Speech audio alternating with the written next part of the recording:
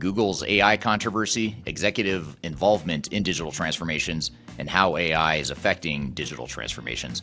Those are just a few of the topics we'll cover here today in episode 163 of Transformation Ground Control. Welcome to Transformation Ground Control. Ground Control.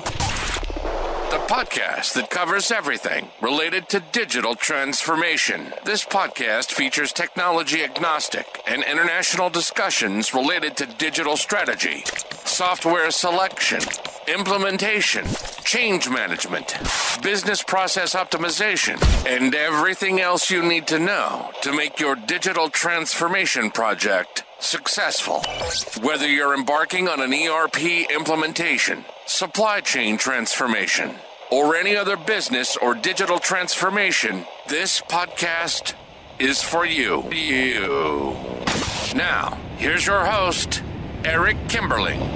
5, 4, 3, 2, 1.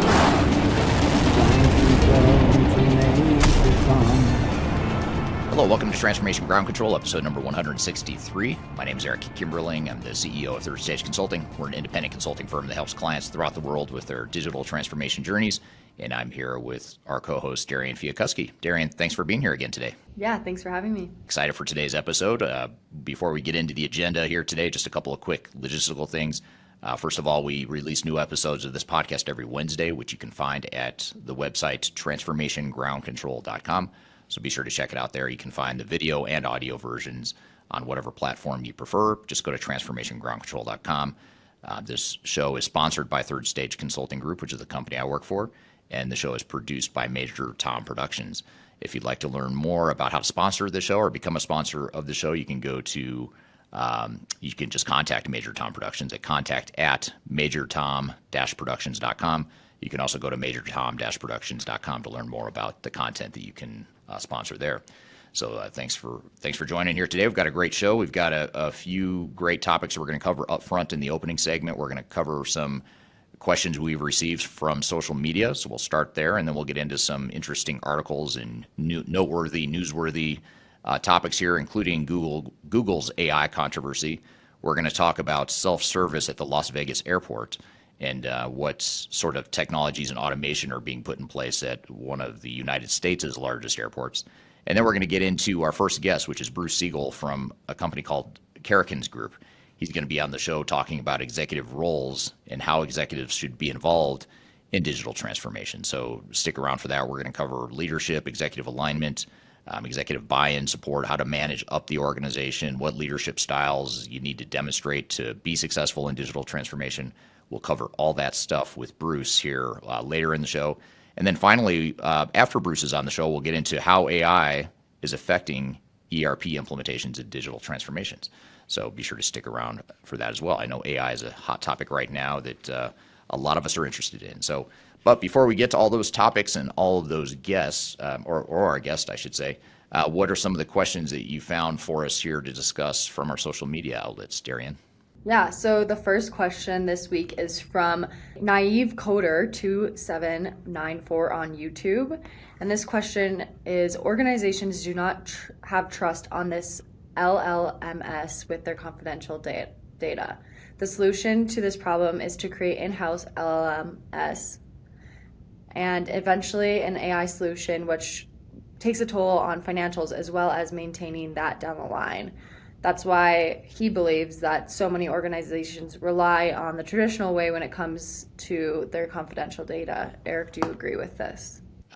Well, I guess I'm not sure. So I guess he's saying that he's concerned about sharing confidential data on learning management systems. I'm going to assume that's what he means by LMS. And if I'm off, then he can always correct us and rephrase the question perhaps. But I think you kind of have to. First of all, you can roll out training and content on a learning management system as part of a change initiative. You can do that without necessarily revealing or sharing too much confidential data. Although, you have to keep in mind too, you're sharing that information presumably with internal employees. So if there's an internal employee that you're training on a new system, new processes, or whatever. They need to know, confidential information, confidential processes, and things of that nature. So I think maybe it's more a matter of first of all, making sure that you keep the information relevant to whoever you're training and whoever's accessing the LMS. But secondly, making sure you're not sharing too much confidential information that you don't want to have revealed to the entire organization. And then third, I'd say you also want to lock down the content on your internal LMS to make sure that external parties aren't able to access that. So if you do those three things, I think I would agree that you can, I guess I wouldn't necessarily agree, but I would say there's ways you can navigate the concern that you've got confidential data in your LMS. Yeah, makes sense. And our second question is also from YouTube. This is from Dave Cruz 3054, and this is on your YouTube video talking about program versus project management. And he says, this is a great high-level view and explanation, although I'd say there are some intersection of DNA with software project management, which could be noted.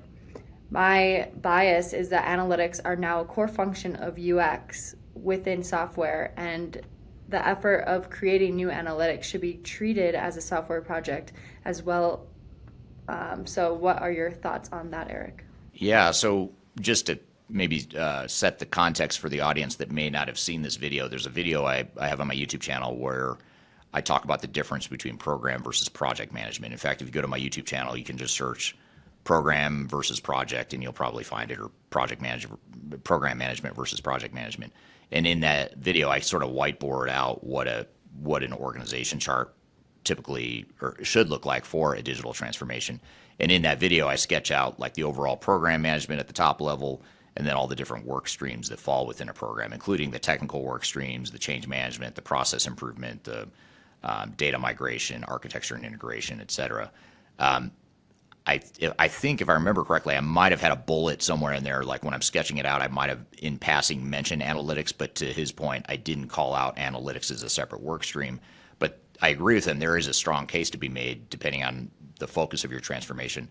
There's a strong case to be made for wanting to have analytics as a separate work stream and a separate project within an overall program, especially if you're looking at a multiple system sort of transformation where you're going to be rolling out multiple systems, you're going to be integrating to other systems.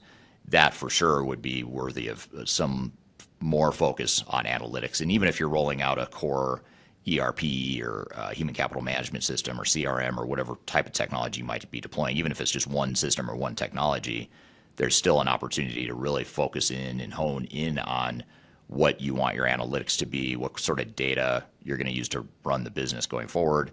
And that ultimately will inform or should inform how you manage the overall project, especially in terms of the overall technical work streams. And also, it also will help inform how you manage the architecture and the integration of multiple systems if you're in a multi-system environment. So I tend to agree with that. I think analytics is becoming so important now, especially with AI and the focus on AI. We're not going to be able to get value out of artificial intelligence as an organization unless we have that sort of focus on data and on analytics. So I think it's a great comment, something that if I ever reshoot that video and do part 2 or take 2, I would probably, I might even add a second or another work stream in that discussion. But I would be curious to hear from the audience if you do get a chance to check out that video. Just go to my YouTube channel, search program versus project, and it's like a 20-minute whiteboard video. I'd be curious to hear other feedback from the audience as well. But I think it's a great point and great question from David, or I think that was his name, right, David? Yeah, Dave. Yeah, great question, Dave. And speaking of AI, I'm really excited to dive into this AI controversy that Google is facing right now. Yes, I am too. Yes, Google's got an AI controversy we're going to talk about. The Las Vegas airport in the United States is automating and offering, providing some self-service capabilities, which will be super interesting to talk about.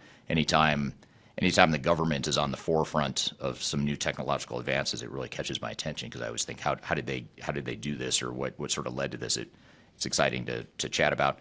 And then after we get through these newsworthy topics, we're going to get into our first interview, or our main interview for today's episode. We're going to be talking about executive roles in digital transformation with Bruce Siegel, who's managing partner at a company called Karrikins Group, which specializes in helping drive executive alignment in organizations. And then later in the show, stick around too, because we'll talk more about AI. We'll talk about how AI is making ERP and digital transformation projects more successful. So we'll get to those topics and more here in just a few minutes. We're going to take a quick break. We'll be back with more Transformation Ground Control.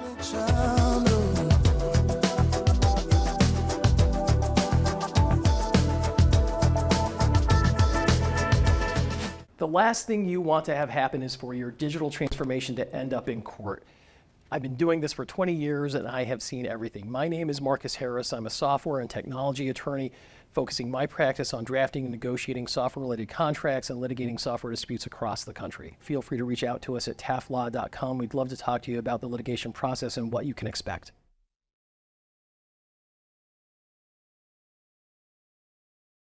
My name is Eric Kimberling, and I'm the CEO and founder of Third Stage Consulting. Before we dive too far into today's content, I want to invite you to learn a little bit more about Third Stage Consulting, who we are and what we do. I've included a link to a video right here that describes Third Stage in a bit more detail. It talks about our story, our history, our philosophy, our clients, our service offerings, and that sort of thing. But in general, what Third Stage Consulting does is we're an independent and tech-agnostic consulting provider. We help clients through their entire digital transformation life cycles, beginning with digital strategy, software evaluation and selection, all the way through and including implementation planning, implementation readiness, and the actual implementation itself. We're technology agnostic, so we only represent our clients' best interests. We do not represent software vendors. But having said that, we work very closely with software vendors, all the leading players that you can imagine we've worked with, both in helping clients evaluate and select them, but also in helping clients implement those solutions as well. So we have a very broad, objective, agnostic view of the market that is meant to really represent your interest as you go through your digital transformation. I also encourage you to scan this QR code right here to get access to our resource center. This resource center has a ton of information, a ton of ebooks that are free. You have access to top 10 software rankings, playbooks for how to make your project more successful, guides to change management, YouTube videos, all kinds of stuff that are going to help you through your digital transformation. So I encourage you to scan this QR code to get access to those resources. And please feel free to reach out to me directly to brainstorm ideas about your project. Even if it's just informally, you want to bounce around some ideas and get some informal advice, I'd be happy to spend some time with you. So feel free to reach out to me. I've included my contact information below. You can also find it in the description field of this video as well. Never gonna survive unless we get a little crazy.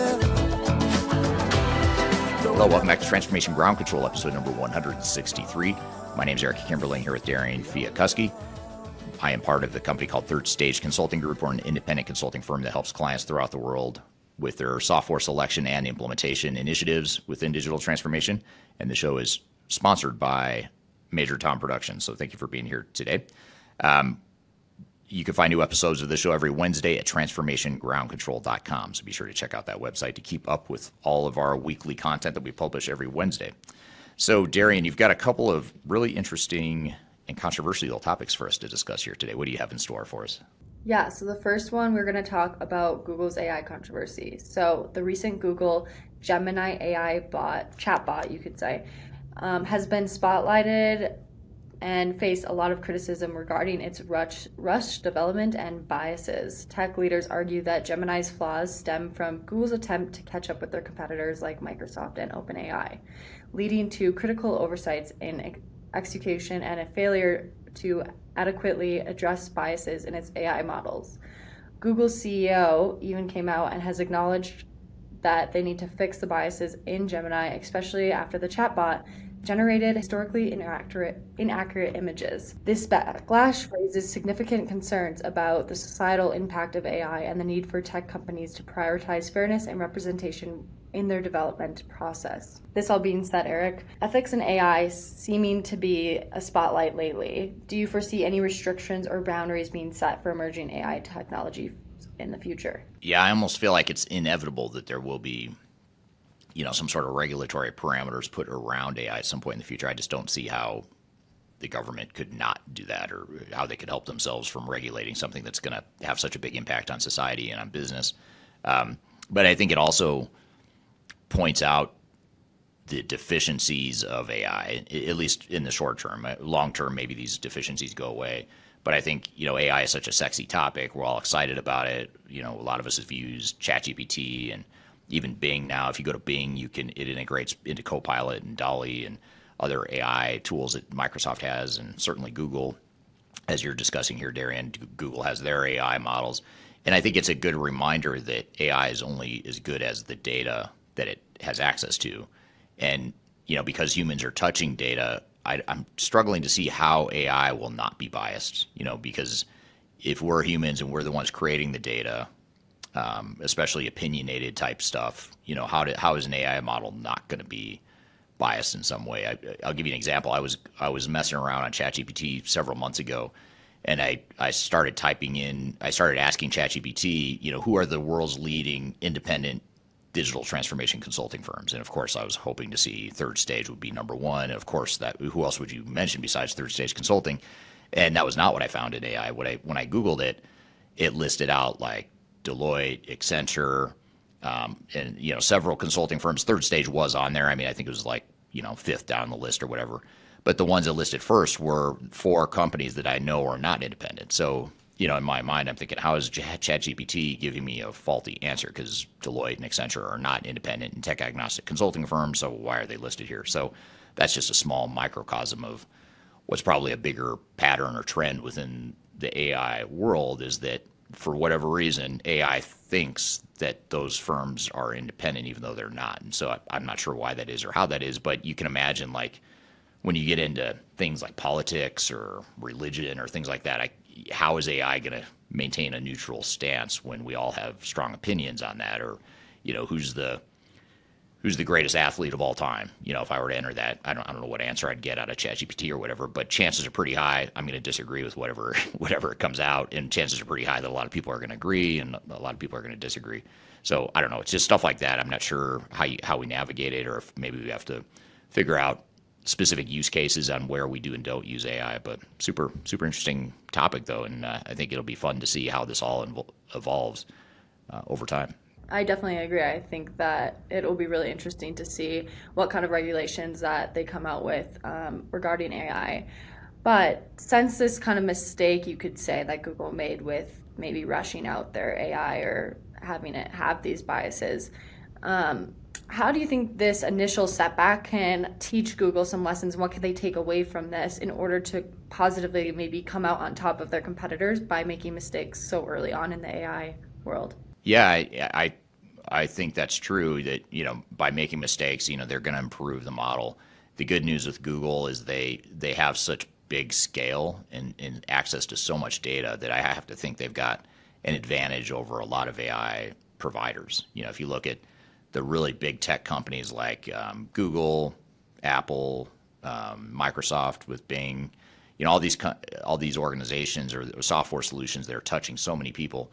And then in the enterprise technology space, if you look at the really big ERP software providers like SAP and Oracle and Microsoft, they have so many different customers now that are in the cloud running their cloud solutions, and they have access to this data that, I do think that scale and size is going to be a real big differentiator in the AI world, for better or for worse. Whether you agree or not, whether you like it or not, might be a different story. But I think Google's going to have an advantage here. I would think they're going to be definitely top 5, if not top 3, or maybe even number 1 in terms of access to data and potential strength of the AI models and the data sets they have to work with. So I have to think that between making these mistakes and having access to such broad data sets, I have to think that it's going to only improve from here.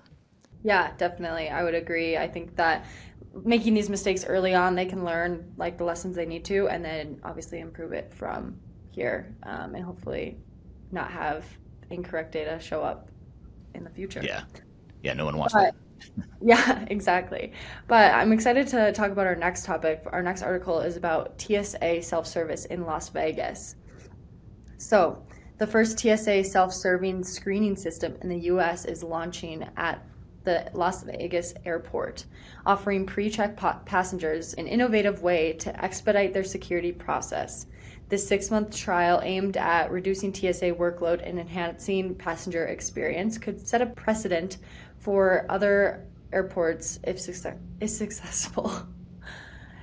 If not primarily focused on saving time, the system seeks to offer more passenger-friendly experience, right? So you're getting through TSA faster. You don't have to work with somebody maybe directly at TSA, and you can get right to your gate, and hopefully cut that time down. So I think those are the initial objectives of this.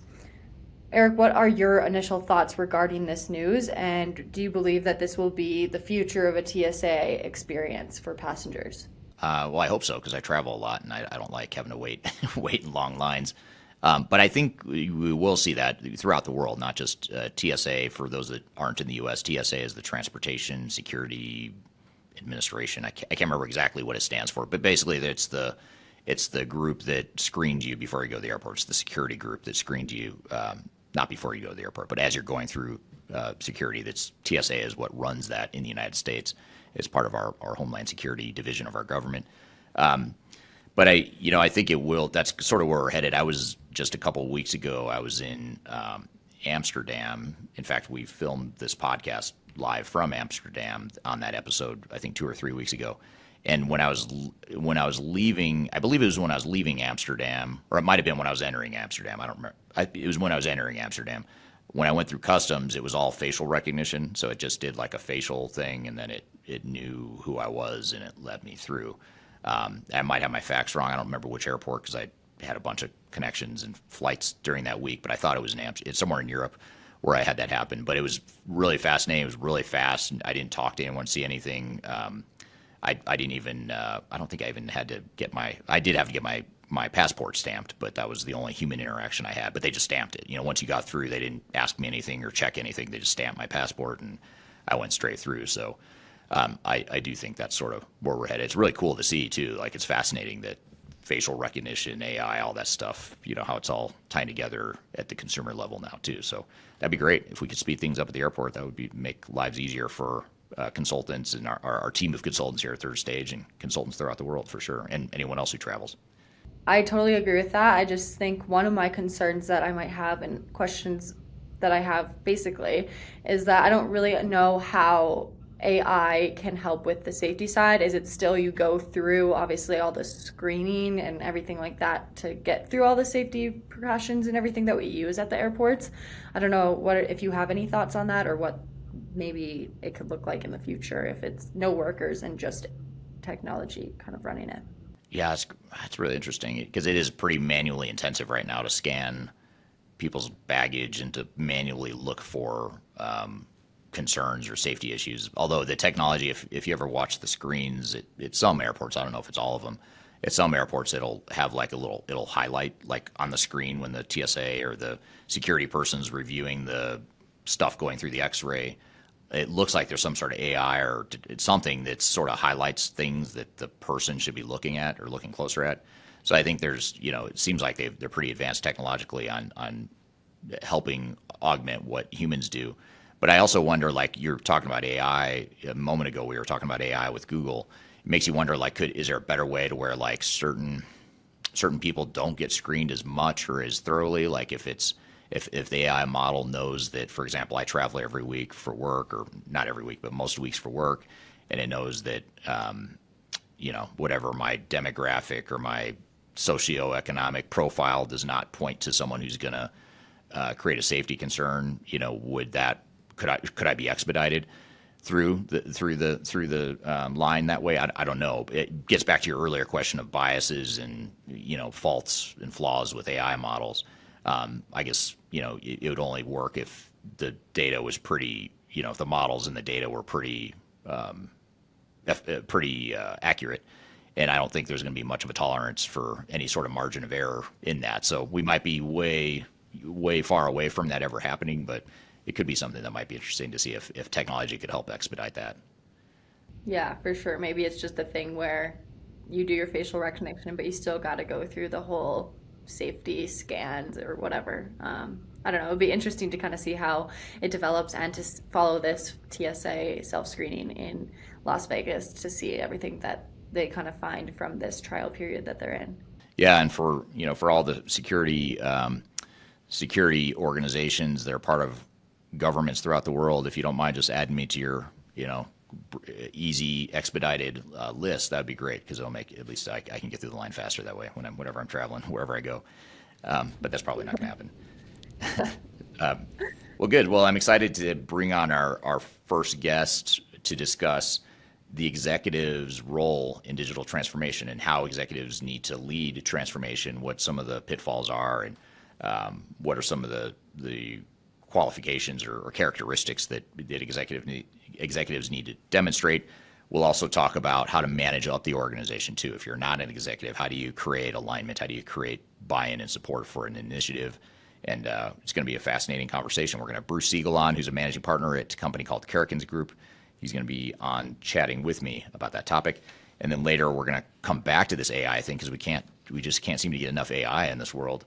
We're going to talk about how AI is making ERP and digital transformation initiatives more successful. So be sure to stick around for that. We're going to take a quick break. We'll be back with more Transformation Ground Control.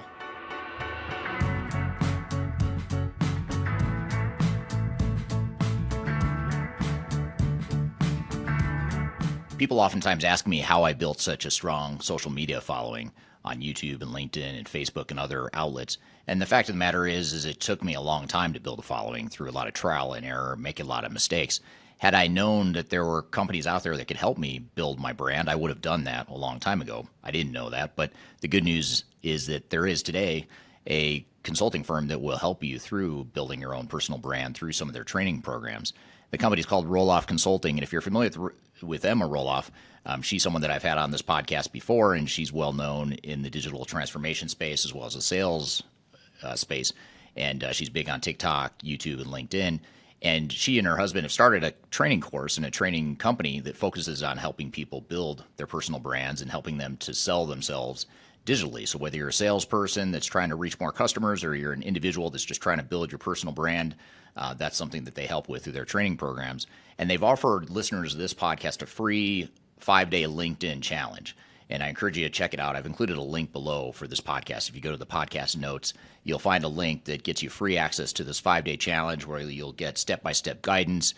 You'll get real results. So you'll get some tangible results from the program.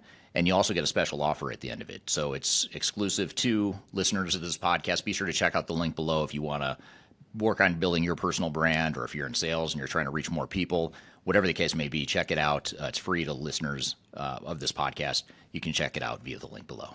Interested in working for a company that truly values your unique skills and experience? Here at Third Stage, we don't hire based on resumes alone. We look at the full candidate, experience, and willingness to provide excellent service for our clients. Within a technology, independent, and agnostic consulting firm, you have the opportunity to learn across industries with a diverse group of clients. Our consultants also have the opportunity to diversify their portfolio and learn across technology systems. If you're interested in joining a high-growth entrepreneurial organization, please reach out to us at work@thirdstage-consulting.com. I'm gonna leave it all out there, and I'm gonna leave it all out there. Hello and welcome back to Transformation Ground Control, episode number 163. My name is Eric Kimberling here with Darian Chwialkowski. You can find new episodes of this show every Wednesday at transformationgroundcontrol.com. You can also see all of our 162 past episodes at transformationgroundcontrol.com as well. The show is sponsored by Third Stage Consulting, which is the company I work for. We're an independent and technology agnostic consulting firm that helps clients with software selection, digital strategy, implementation planning, implementation program management, change management, all that good stuff. Everything you need to make your project successful, that's what we do from a tech agnostic and an independent perspective here at Third Stage Consulting. And this show, this podcast, is produced by Major Tom Productions. So if you'd like to learn more about sponsorship opportunities, you can go to majortom-productions.com. You can also reach out to us. I've included contact information in the description below. If you'd like to learn more about sponsorship opportunities, I've included contact information for Major Tom. So I'm excited for our guest here today, Bruce Siegel, who's the managing partner of Karrikins Group. He's an expert in helping clients, and I shouldn't say he's an expert, but so is his team. He and his team are experts in helping clients with their executive alignment initiatives and just executive leadership types of stuff. And that's exactly what we're going to cover here today. We're going to talk about the role of executives in digital transformations. We're going to talk about some of the pitfalls of leading change, what some of the challenges are, some of the traits and characteristics you need to demonstrate to be effective as a leader in digital transformation. And we'll also talk about how to manage up. How do you manage up the organization? If you're not an executive, how do you ensure that you have executive leadership and buy-in and support, and how do you influence the organization? So it's a lot of stuff we're going to cover in this interview, so we're going to dive right into it. So with all that being said, Bruce, thanks for being here today. Yeah, my pleasure. Thanks for inviting me. Excited to have you on this show for the first time. We've known each other a long time, but this is the first time we're having this sort of more formal podcast interview. So thanks for being here. Before we jump into the questions surrounding executive alignment, executive support, all that good stuff, maybe tell us a little bit about you and about Karrikins Group. Yeah, sure. Thank you. Well, when you first approached me about the topic, Eric, it really reminded me probably about 20 years ago when we first met. You were running a massive digital transformation for Samsonite. I was the account exec for the same consulting company that we worked for. And our paths took very different turns. Yours, where it ended up now, is with Third Stage, helping organizations really with the important work and the massive amount of work that surrounds digital transformations. And mine, which now led me to Karrikins Group. And at Karrikins Group, we help leaders really figure out how they need to lead, whether it's for digital transformation or any transformation where they're trying to drive growth. I've been leading Karrikins Group for about 9 years now. Prior to that, I had about 30 plus years leading various consulting practices, whether internationally or here in the US. Karrikins Group is this interesting intersection. We're a combination of a behavior change firm, a consulting firm, and a leadership firm.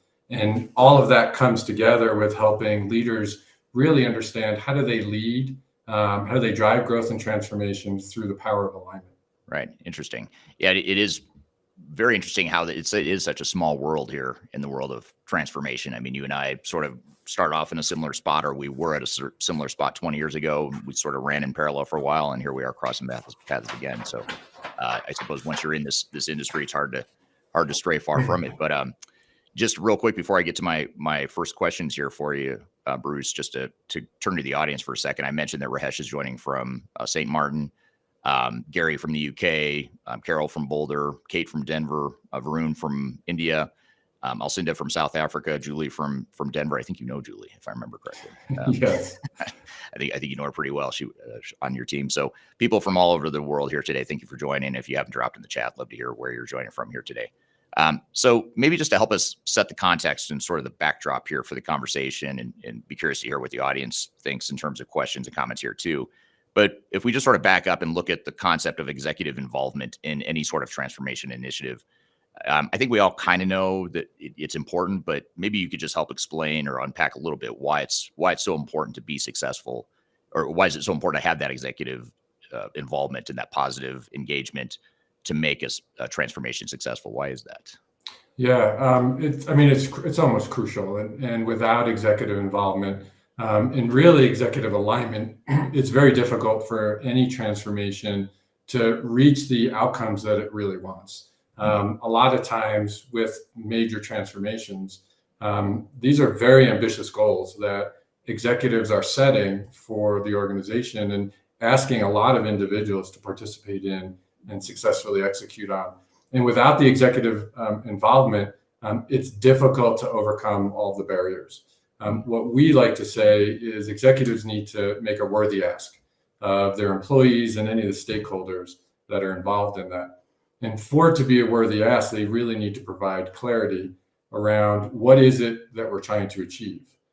And then through that, how do they create connection and commitment to achieving those goals, and for themselves to show the courage of what it's going to mean, what are the changes that they're going to need to make this transformation successful.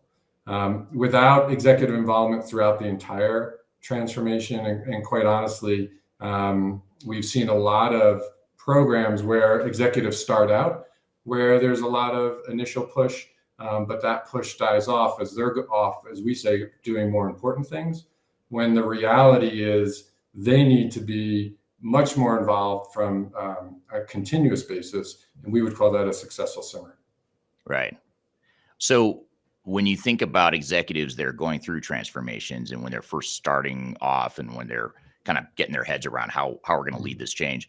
And by the way, I'm going to back up a second. I ask you this question because you and I have talked about how my perception of your role and what Karrikins does, it's almost like you're an executive whisperer in some ways. You're coaching executives. You're sort of working one-on-one with them to help them understand what they need to do to be successful and do some of the things you just mentioned. But when you are approaching these executives and they're just getting started on a transformation and they're trying to get their arms around how to lead, how would you describe the state of mind typically of executives? Like, just especially if we're not executives, if I'm on a project team or I'm a mid-level manager and I'm trying to understand what my executives are going through, what they're thinking, how would you describe that or unpack that for us? Yeah, well, I mean, it's difficult to come up with one state of mind. It depends on the executive. It depends on how long they've been in the role.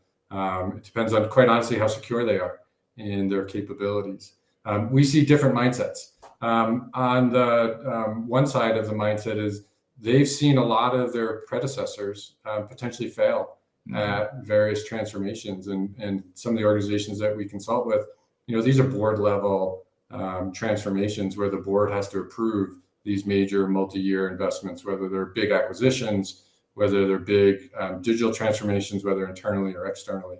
And a lot of them have seen their predecessors try to push and drive similar large efforts, and their tenure may have been short. And so they don't want to be their predecessor or their predecessor's predecessor. And so that's in the back of their mind. I mean, I think we need to remember how risky some of these endeavors are. On the flip side, there's a lot of executives who are very growth mindset and really looking at how do they create the space for the employees to thrive and their stakeholders and customers to thrive. And this is a very natural evolution of where they want to take their company. So mindsets very, very differently. Yeah, that's really interesting. And in the hot seat mentality or the reality that so many executives are in the hot seat because their predecessors failed. I think that's a really good point worth noting. A lot of executives are brought into the organization because either someone failed before them or strategically the company is floundering a bit and they're brought in to make a change and to do something bold that previous people couldn't. So do you sense that executives in that role, like, I know it's probably hard to generalize across all the executives you work with, but in general, is there a certain amount of confidence that goes with that? Is there a certain amount of fear? Is it like, how would you describe the psyche of an executive in that situation? Yeah, I mean, again, varies dramatically. I think some depends on their tenure at the executive level. We have seen a lot of executives, even if they have a growth mindset, they're also afraid potentially to be looked at as a cheerleader, where they're too optimistic, potentially on the bordering of delusional. And so what we look to is working with executives is how do they be intentionally optimistic? Intentionally optimistic is this really beautiful blend of being realistic and knowing what's possible in the future. Being realistic, this is going to be really hard. This is going to take a long time. And we have the right resources, we've got the right attention, we've got the right intellect to really overcome those challenges and probably do what might not be possible for a lot of other organizations. Yeah, I love that term, intentionally optimistic. That's a great term. I might steal that or license it from you if you don't mind. Feel free, as long as you credit back. Right, exactly. We're here with Bruce Siegel from Karrikins Group talking about the role of executives in digital transformations. We've got a lot more to cover. We'll be right back with more Transformation Ground Control.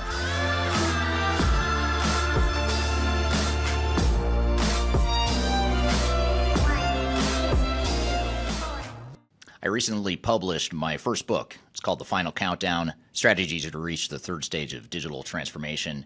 And I wrote this book because I really wanted to find a concise way to share some of my knowledge around digital strategy and how to get started on a digital transformation journey. So in this book, I cover 3 different sections. I cover the people, process, and technology aspects of transformation with the idea that it's meant to be a starting point, a launching pad for organizations and team members that are going through digital transformations. So I encourage you to buy this book. You can get it electronically, you can get it paperback, or you can get it in hard copy as I'm holding here in front of you. You can get it by going to thefinalcountdown.com. You can also search for it on Amazon if you shop at Amazon. Otherwise, just go to thefinalcountdown.com. Love to hear your feedback on this book as well. So I hope you check it out and hope you enjoy. I'm excited to share our newly released 2024 Digital Enterprise Operations Report.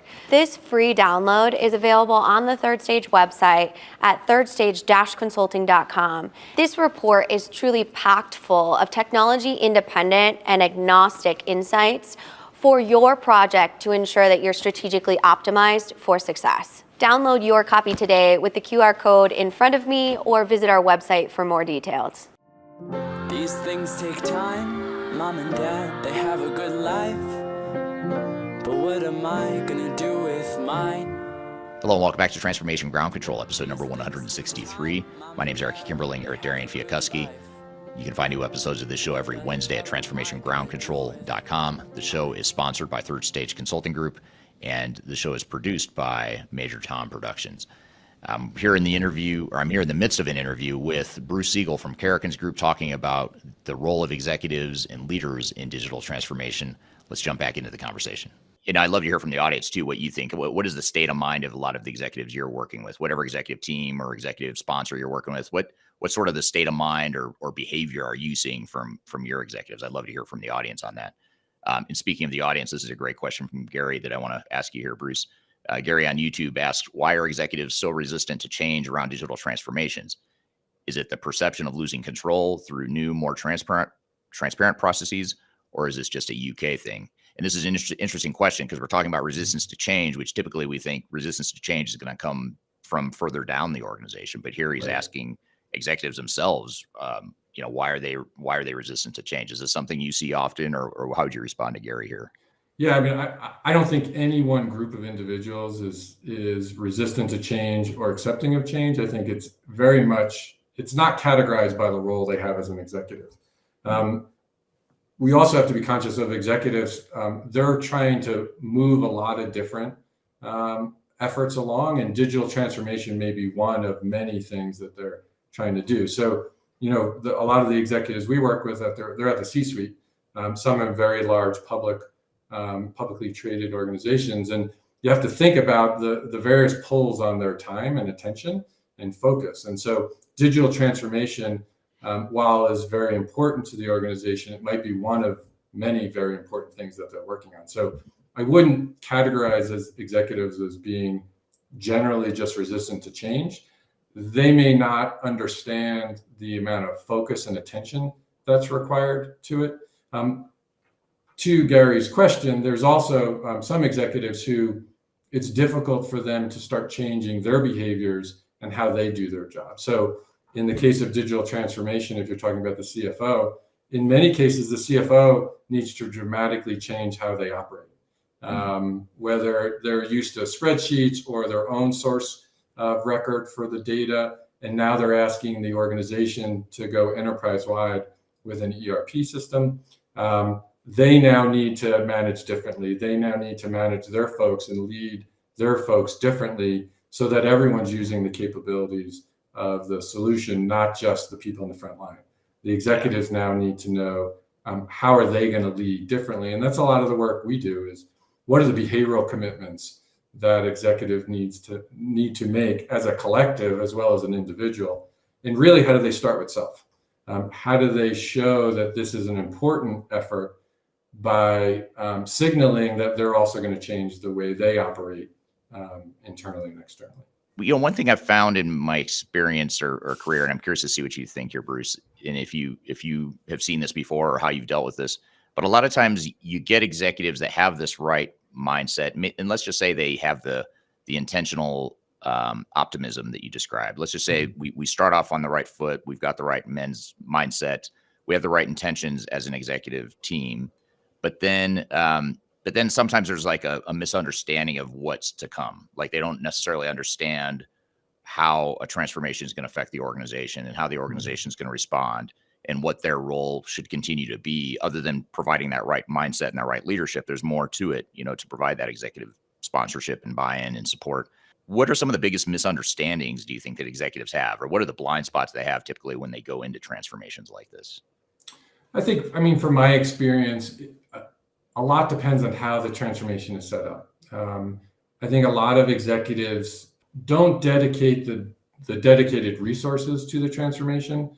And in some ways, these big transformations become what we would call a side hustle to their day-to-day job.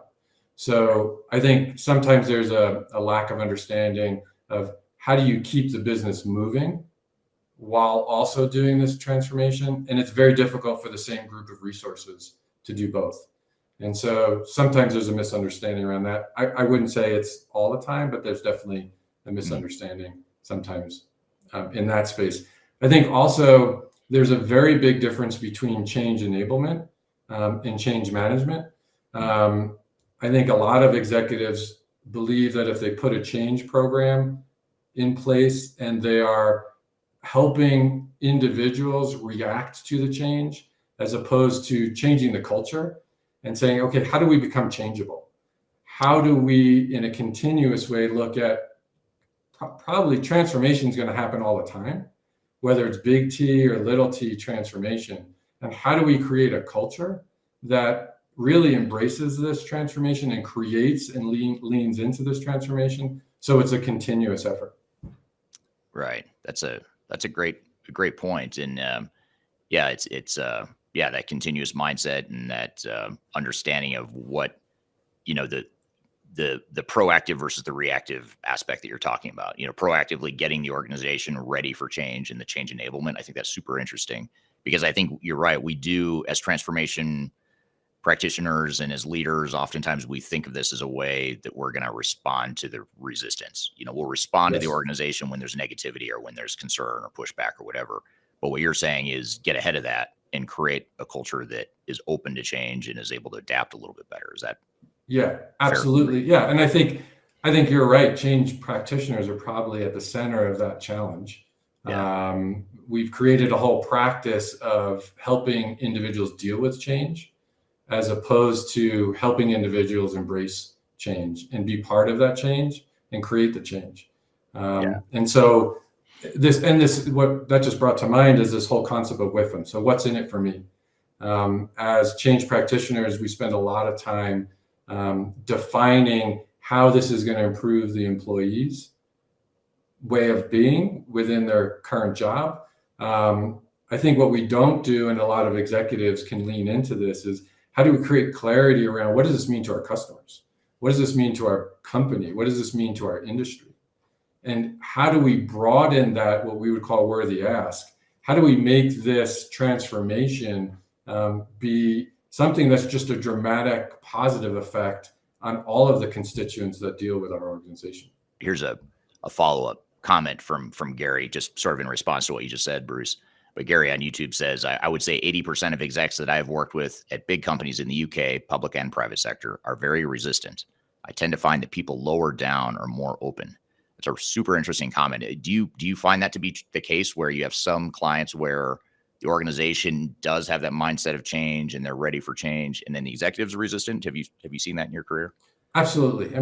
Whether it's 20% or 80%, I couldn't say, but yeah, there's definitely executives who are resistant to change. One of the things that we've seen is, again, it depends on the tenure. So as executives get further in their tenure, so as they're looking 5, 7, 8 years out and they've been in that role, they may be looking about how do they transition out of this role? How do they retire? What's their legacy?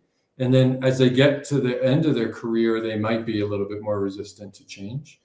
There's a great article from McKinsey that I can post if you like, Eric, Sure. that really talks about how do CEOs and more broader, how do executives keep their learning agenda going? And they specifically talk about executives post 5 years, especially if they've been highly successful. They look at, there's a gravity. One of the terms we have is there's a gravity to that success. And they may be a little bit more reluctant to mess with that success by continuing the transformation and continuing the change. Right. And so part of that learning agenda is CEOs and executives, how do they get outside their organization? How do they shadow other executives from other industries to see how other businesses are growing and transforming? And that's just one example from the article, but it's a great article from McKinsey. Yeah, I'd love to see that. And if anyone I don't know if you can post it, or if anyone from your team can post it in the chat, that'd be a great supplemental resource for the audience here. Yeah. And Eric, it also brought another thing to mind. There's this concept of finite and infinite. There was a book back in the mid 80s by a guy named James Carse, not a very well known author or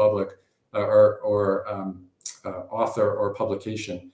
And I believe the book was called Infinite and Finite Games. And Simon Sinek popularized this idea of infinite games with his book, that came out in the mid to late 2000s, 2019, I think. And it talks about this mindset. Do you have a finite mindset or an infinite mindset? And if you think about businesses, and especially publicly traded companies, they are built on a construct of things in quarters and annual timeframes, because they've got to report to their shareholders. Executives, and if you can help executives think more of an infinite mindset, and that looks at the infinite game is the game is never over. And the purpose of the game, and they just call it a game, but the purpose of business is how do you bring more stakeholders into the success of this organization? And that may take 1, 2, 3, 10 years, 100 years. And so helping individuals, whether at the executive level or at any level in the organization, think more in the infinite mindset is a lot of times very helpful. And even just bringing up that concept, because you have to do both. You have to operate in some instances in a finite setting, but if you change your mindset to be more infinite, it helps expand the options and actually makes change a lot less risky. That's super interesting. I had not heard that concept before, but it makes sense as you're describing it, but it's one of those subtle but really important shifts in thinking, I imagine. We're here with Bruce Siegel from Karrikins Group talking about the role of executives in digital transformations. We've got a lot more to cover. We'll be right back with more Transformation Ground Control.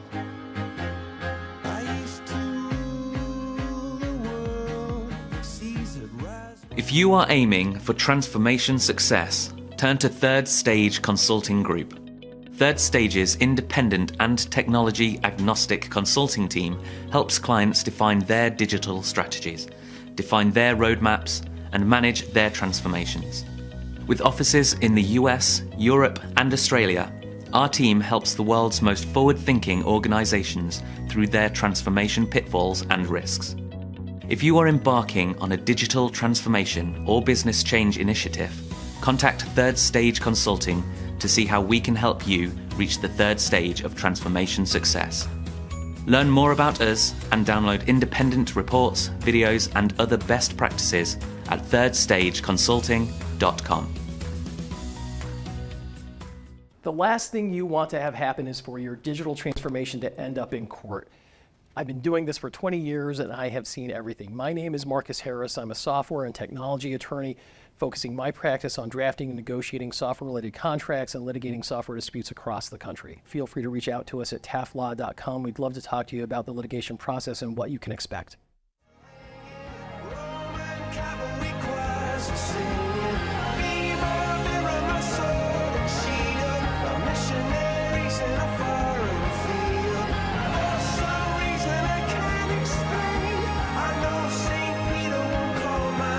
Hello and welcome back to Transformation Ground Control, episode number 163. My name is Eric Kimberling here at Darian Chwialkowski. You can find new episodes of this show every Wednesday at transformationgroundcontrol.com. The show is sponsored by Third Stage Consulting Group, and the show is produced by Major Tom Productions. I'm here in the midst of an interview with Bruce Siegel from Karrikins Group talking about the role of executives and leaders in digital transformation. Let's jump back into the conversation.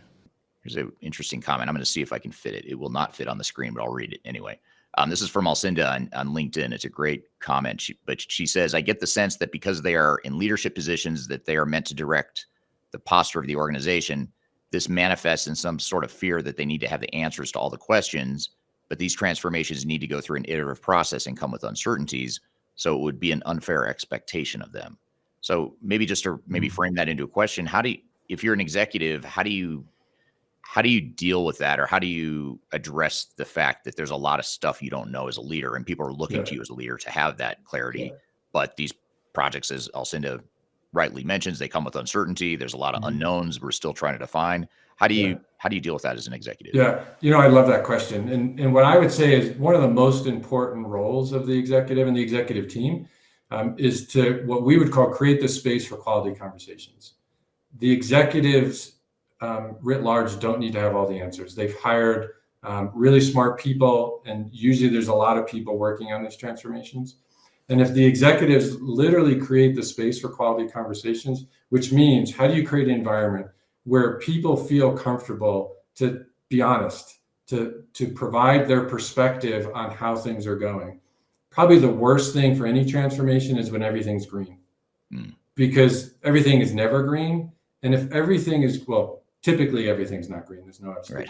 Right. But if everything's green, you have to ask the question, is there fear in the organization or fear within groups of the organization that if it's not green, will there be ramifications to it?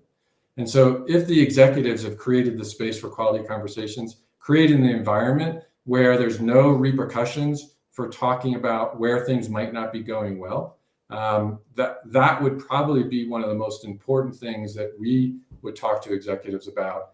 What can they do to make sure that this transformation, quite honestly, their organization is highly successful? Right.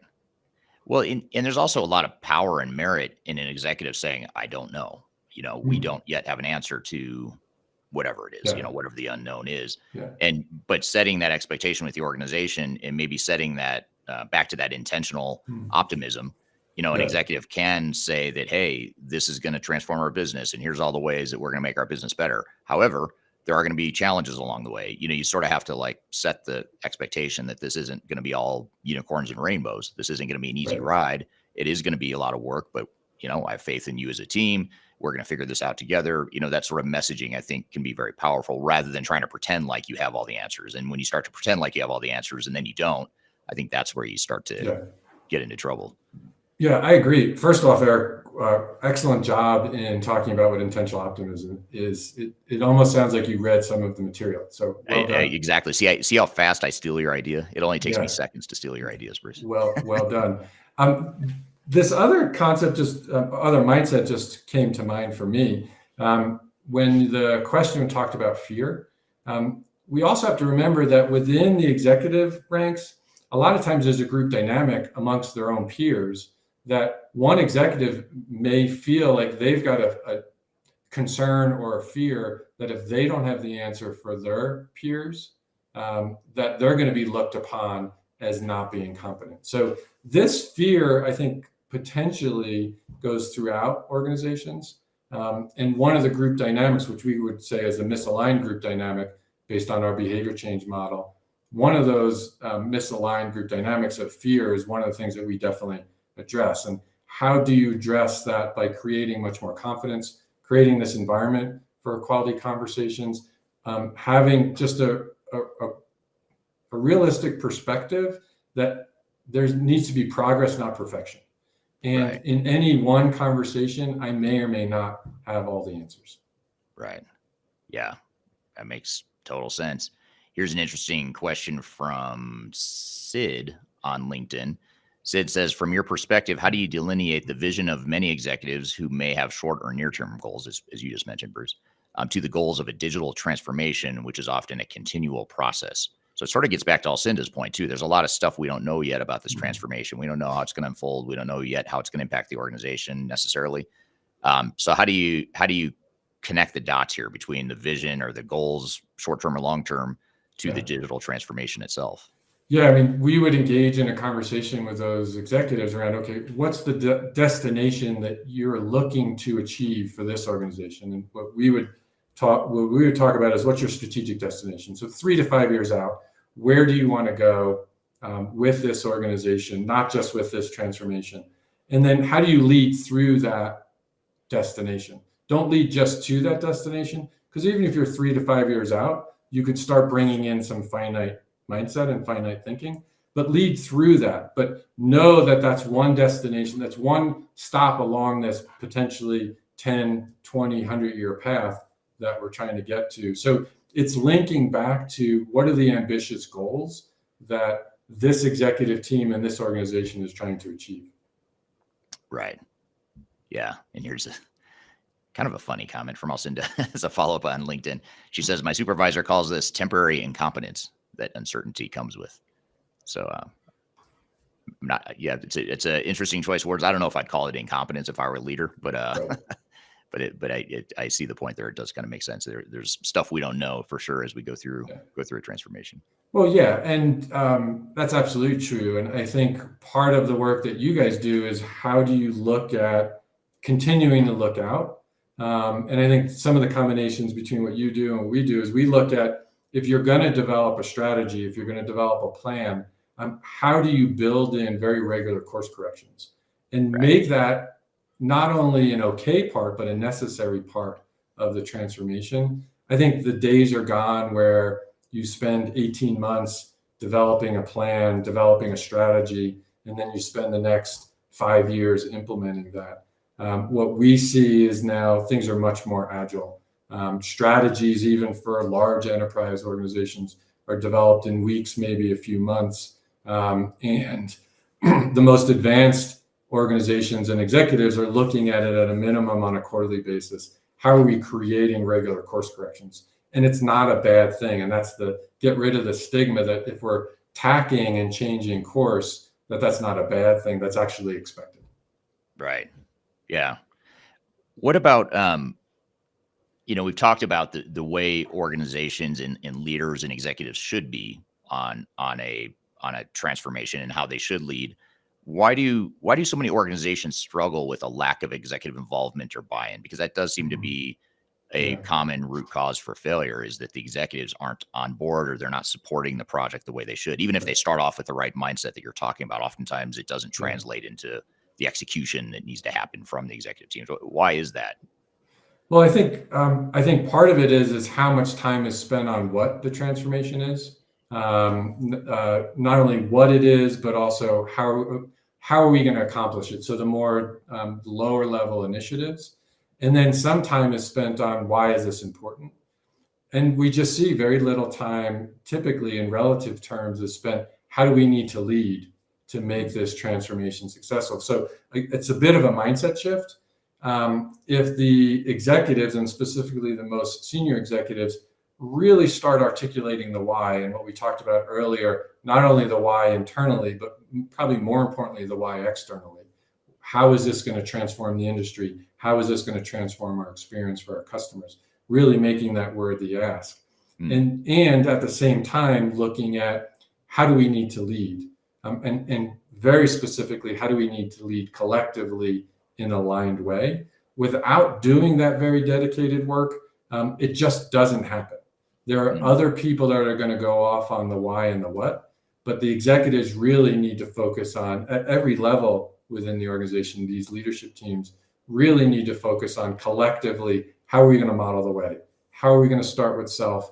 And how are we going to hold each other accountable to the behaviors that we know we need to demonstrate that's actually going to make the transformation successful? Yeah. Very, very well said. What about executive alignment? Maybe you could help us understand this concept. I know your colleague Julie was on this podcast recently, and she talked a lot about executive alignment. For those that may have missed that discussion, though, what is executive alignment and why is it so important to transformation? We look at executive alignment and any alignment under a couple competencies. We look at clarity, connection, commitment, and courage. And we call those the 4 C's. Every consulting firm has to have various models, and that's one of our models. You probably have a PowerPoint slide too, right? Actually, we use very little PowerPoint slides. Oh, okay. So it's probably, it's more in a methodology and a model that people can visualize, but we use very little in the PowerPoint space. PowerPoint is not our programming language of choice anymore. Right. But this concept of clarity is really interesting, and alignment starts with clarity. And most individuals, and executives are no different, most individuals believe once they're clear and they state that to others, that clarity has been created. But the reality is, unless you are able to get individuals into a dialogue, and that dialogue helps create shared meaning, that there is no clarity. Clarity does not exist. Because clarity of one does not mean that it's clear on what we're going to do, why we're doing it, and how we're going to do it. And so that shared meaning might be is a very important aspect of creating alignment. So we start with clarity, and within clarity, there's also this concept of how do you create the invisible visible? There are a lot of things that are going on internally within folks that create this idea of misaligned group dynamics, misaligned mindsets, and how do you bring those to the forefront? And then how do you then address those things that might not be aligned to where you want to go? So 2 aspects of clarity is this idea of shared meaning, and making the invisible visible. Right. The next element of alignment we would look at is connection. So how do you create the connection for all of the individuals that are going to go on this transformation journey to be able to connect the dots? Connect the dots from a function perspective. How is this transformation going to change various things, and how do they interrelate? And as important, how do you connect the dots between people and that intersection of people? Because if it's truly transformative, it's going to affect many aspects of the organization. And so without that interconnectivity across functions, it'll be very difficult to be successful. A next element of alignment we look at is commitment. And how do you show commitment? How do you hold yourself and others accountable to this goal that you're setting and the behaviors that it's going to take to achieve those? And last is courage. One element of courage is, first of all, how do you start with self? A little bit overused term is how do you be more vulnerable? But really, how do you be more transparent about what's happening? Why is it happening? What's my part in this? And then lastly, what I mentioned earlier, this idea of creating the space for quality conversations. Alignment requires individuals and executive teams to solve the avoided. So what are the things that are either not being discussed or not fully explored, whether it's based on what we talked earlier, the fear of retribution, or the fear of bringing up that something's yellow or red, or it's just my own personal concern that I'm an introvert and I might not want to talk in front of a group, whatever it might be, whatever those reasons that things are being avoided. Part of the executive team's responsibility and the ability to create alignment is cataloging those things that are being avoided and then systematically addressing them. That's super interesting. So summarize again for those of us taking notes. What are the 4 C's again? Just could you run through those real quick again? Sure. Clarity, commitment, connection, and courage. Okay. So coming back to the clarity one then, do you run into a situation often or ever where you go into an executive boardroom or you meet with an executive team and the clarity isn't there, not because they don't want to create the clarity, but because maybe they're not on the same page with what the transformation means to the organization and how they want to? Yes. Okay. So help us understand that. Yeah. So a lot of times there's either a lack of understanding or probably more specifically a different set of understanding around what the transformation is. There's also a situation where people understand what the transformation is, but they believe the transformation is for others, not for themselves. And so within our process of creating alignment, we literally facilitate co-creation sessions where we get executives into dialogue around what is this transformation? What does it mean to the broader organization? What does it mean externally? And then bringing it back home. What does it mean to this executive team? And what does it mean individually to each of the executives? And quite honestly, if each of the executives isn't going to have to change, whether it's how they lead, whether it's how they're directing resources, where it's how they're putting their own time and energy, it is probably not transformative or transformative enough. And so we have this concept of agreement versus alignment. And most individuals, most leaders confuse agreement for alignment. So agreement is just like you just did, Eric, you shook your head when I said something. Right. I actually don't know if you're aligned with what I'm saying. All I know is that you agree with what I'm saying. And it might be tacit. It might be tacit agreement. And unless you really start diving into what are the finer points, the details around the transformation, and how is it going to affect me personally as an executive? How is it going to affect my function? How is it going to affect the organization? And understanding what am I going to do differently, and really aligning to showing up and being different, behaving different, putting my time, effort, and energy in different spaces. There probably is no alignment. There's probably agreement. And agreement could be very risky and detrimental to an organization if you don't do the hard work of alignment.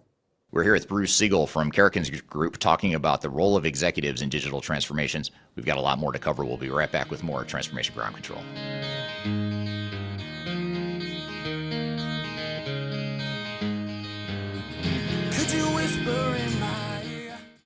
aiming for transformation success, turn to Third Stage Consulting Group. Third Stage's independent and technology agnostic consulting team helps clients define their digital strategies, define their roadmaps, and manage their transformations. With offices in the US, Europe, and Australia, our team helps the world's most forward-thinking organizations through their transformation pitfalls and risks. If you are embarking on a digital transformation or business change initiative, contact Third Stage Consulting to see how we can help you reach the third stage of transformation success. Learn more about us and download independent reports, videos, and other best practices at thirdstage-consulting.com. If you're going through an S/4HANA implementation, you're looking for best practices and tips on how to make your project more successful, I encourage you to check out 2 resources that I made available to our listeners here on this podcast. First is our guide to a successful S/4HANA implementation. It's a paper that I wrote based on all of our clients that have implemented S/4HANA, some of the lessons we've learned, some of the best practices that we typically advise our clients to follow when going through their S/4HANA implementation. So be sure to check that out. You can find that in the links below in this podcast. You can also scan the QR code right in front of you. The second thing you might want to check out is an online course that I've created. It's a course that's called the Deep Dive into SAP S/4HANA implementations. And in that 2.5-hour course, I get into all the basics of what SAP S/4HANA is, what it takes to make the project more successful, how to manage change, how to handle the project planning, how to manage your system integrator, as well as some case studies from some of our clients and some of the lessons learned from some of our clients. So check out that training as well. So there's 2 things you can check out here, both in the links below. One is the guide to S/4HANA implementations. The other is my S/4HANA training course. So be sure to check it out. And our goal here is to help you be more successful in your transformation.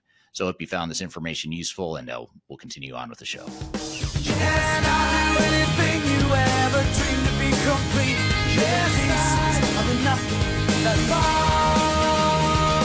Hello and welcome back to Transformation Ground Control, episode number 163.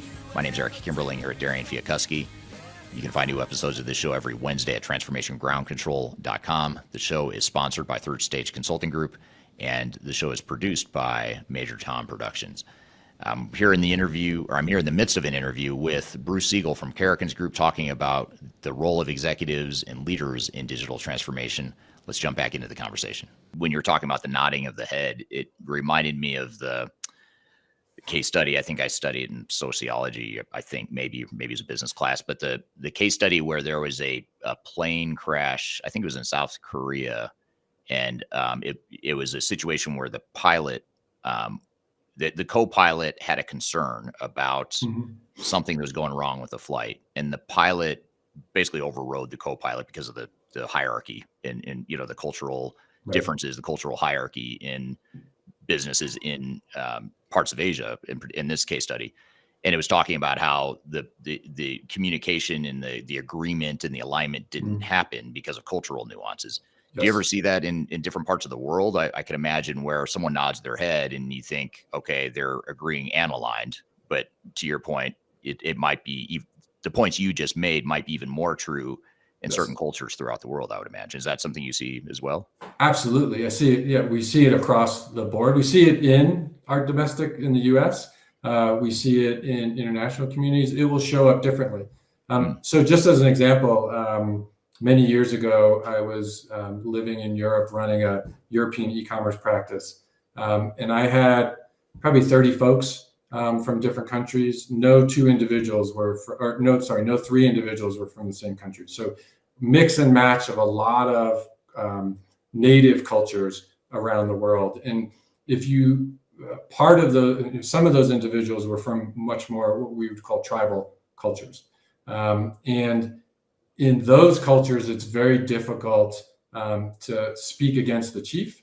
And in this situation, I was the chief. I was running the practice. It was an e-business practice. I was running that practice. And I had to be very deliberate about how do I elicit varying opinions from myself. And executives all over the world need to be very explicit about how do they do that. How do they lean into creating a space for quality conversations like we talked before.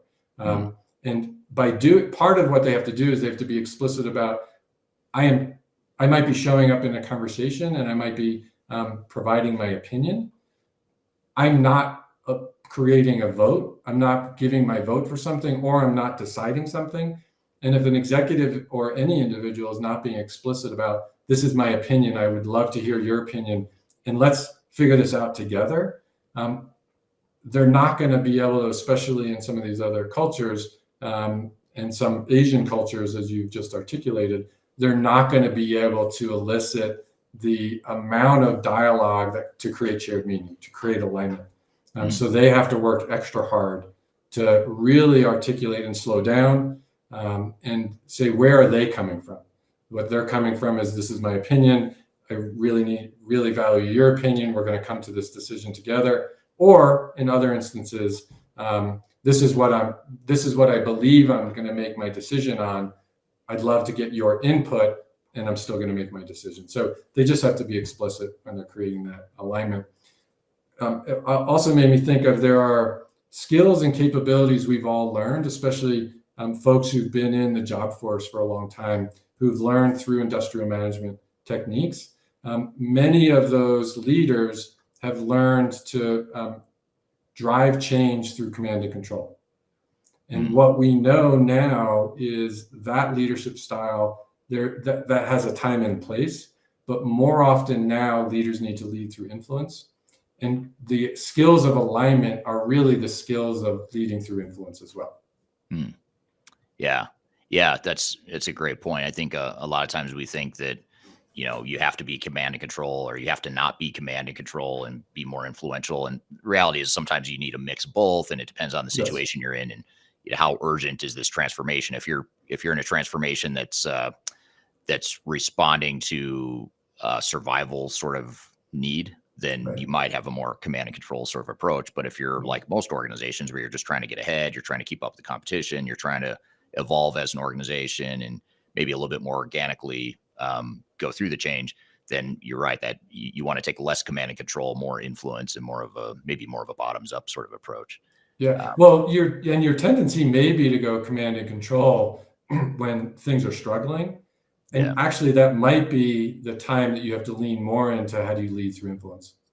Yeah, that's interesting. Even though it's counterintuitive, because as a leader, I think you think, no, we don't have time for influence. We've got to go now. We've got to make decisions fast and all that sort of thing. So how do you, so maybe help us understand that. How does influence help a situation like that? Let's just say it's you've got a really tough project. The transformation's kind of going off track. People, the morale's low. You're sort of in a mess. How does influence help versus command and control to get that back on track? Yeah. So if we go back to the 4 C's and we think about clarity, another element of creating clarity is this idea of, how do you tell powerful stories? And so you can actually affect more change and inspire more people by telling powerful stories, as opposed to dictating what an individual should do. So I've, on this podcast, been trying to tell some stories about what has my experience been. That may come across better in a learning environment than me stating what a given skill might be. And so this idea of telling powerful stories, and it's a very important skill for executives and individuals who want to lead. How do you take the concept of data that's out there that you're experiencing, narratives that are being created, and how do you bring them together to create a very powerful story of the reason for change?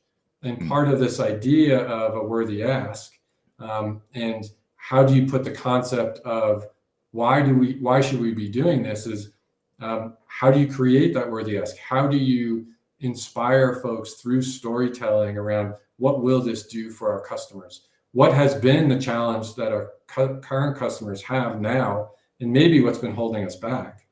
And what might be a much more positive future for this organization if we deliver on this transformation? So the idea of telling powerful stories, especially when things are maybe not going well, and really understanding what stories need to be archived, because we all have stories inside ourselves that may or may not be true anymore.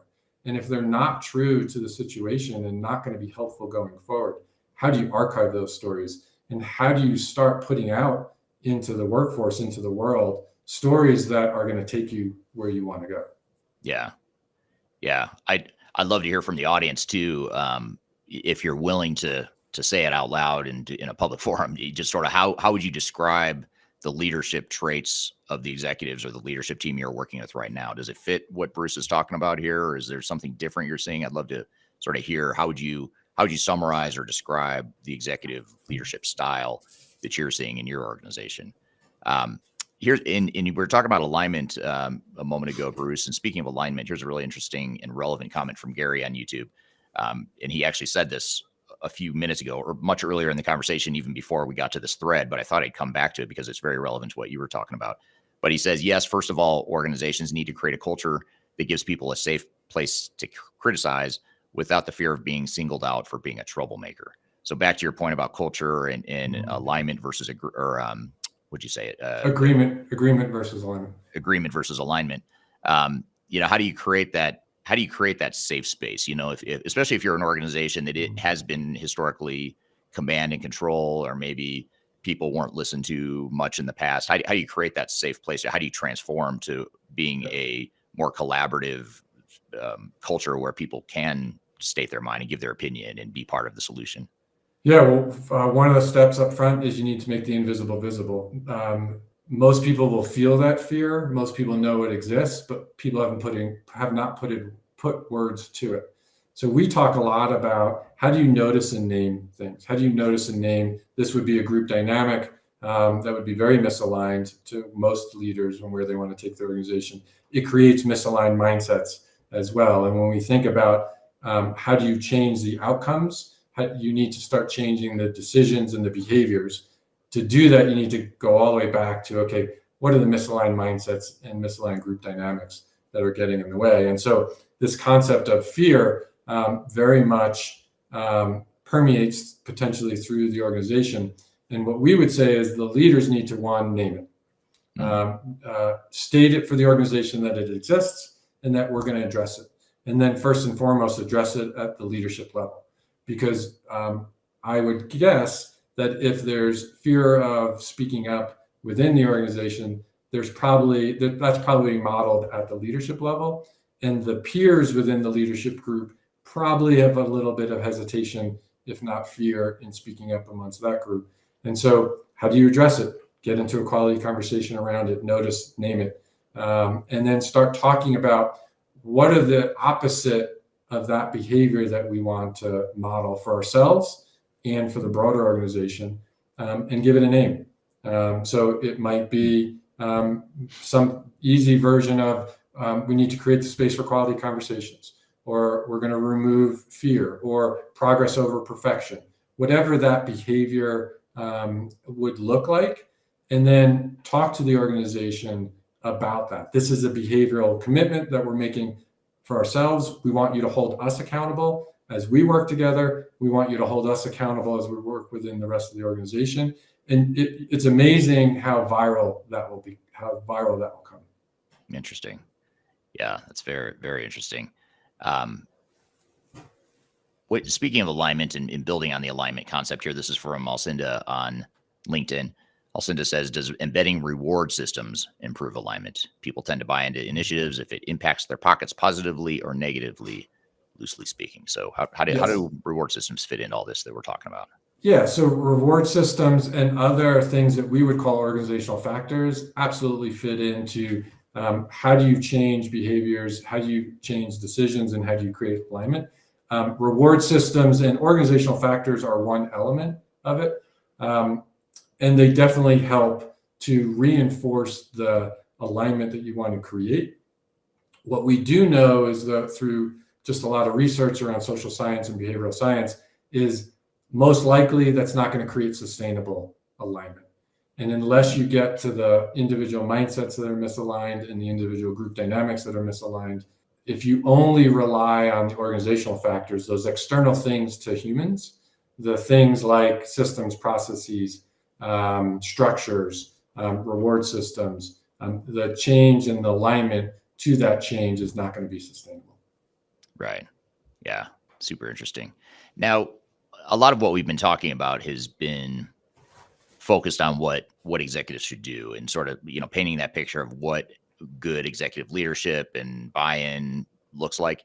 What about those of us that are not executives? So in other words, we might be on a project team where we're struggling to see this sort of behavior from your executive team. In other words, they're not supporting a lot of, or they're not demonstrating a lot of the behavior and characteristics that you're describing. What are some good ways or tips to manage up the organization if we're on a project team, project leader, wherever we are in the organization, but we're not executives, we're not the people that can influence change in the same way you've been describing? How can we manage up? Can we manage up? I guess would be the first question.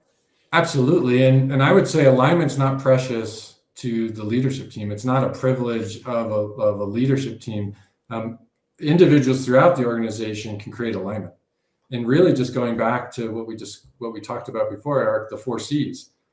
At a program level, at a team level, at an individual level, you can start practicing the skills and capabilities of alignment with your team members. How do you create clarity just within this team? How do you create commitment, connection, and show courage to deliver on this? Quite honestly, when we talked about some of the inadequacies of command and control, as opposed to leading through influence, what I would say is those individuals, if they lead through influence, they'll get noticed. It'll help them rise through the ranks of the organization if that's what they want to do, or just get more responsibility or have more influence. These skills of alignment should be utilized by everyone in the organization. Yeah. So in other words, we don't need to sit back and wait for the executives to do what we're talking about here. We can be part of that alignment. That's exactly right. Yeah. And I would say it's a misaligned mindset. It's a mindset that I'm waiting to be led as opposed to stepping in and leading. Right. Yeah. Because I know you like to study this topic. I know you study history of this topic, Bruce, like I like to as well. I want to come back to a comment from earlier that gets back to your point about finite versus infinite mindsets. And this is from Sid on LinkedIn. And Sid makes a comment here that infinite versus finite is indeed the case in the auto industry. For example, the Asian versus the US auto companies. Yes. It's a super, super interesting comment that I hadn't connected those dots, but I think that's an interesting observation. What are your thoughts there? I mean, you look at entire industries that have been disrupted and where you have a new leadership model or a new business model that comes in and disrupts, or in some cases destroys an entire industry or certainly certain competitors. Do you think a lot of that does come back to this mindset that you're talking about, the infinite versus the finite?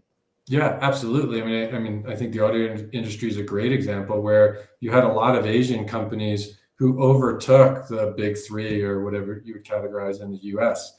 And they did that through quality. And the idea around quality is definitely an infinite game in this. And you're not looking at how do I create the most cars in the cheapest way? Quite honestly, in the end, they were probably able to be much more effective and efficient because they looked at a much longer time horizon. And so I think the auto industry is a great example. Yeah.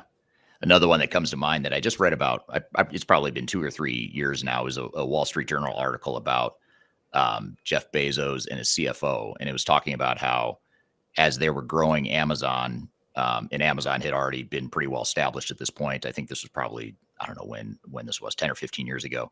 And Jeff Bezos had this idea for Amazon Prime, which for those of you that aren't Amazon customers, you pay, I think, $10 a month basically to get overnight shipping or 2-day shipping on anything you order anywhere in the US at least.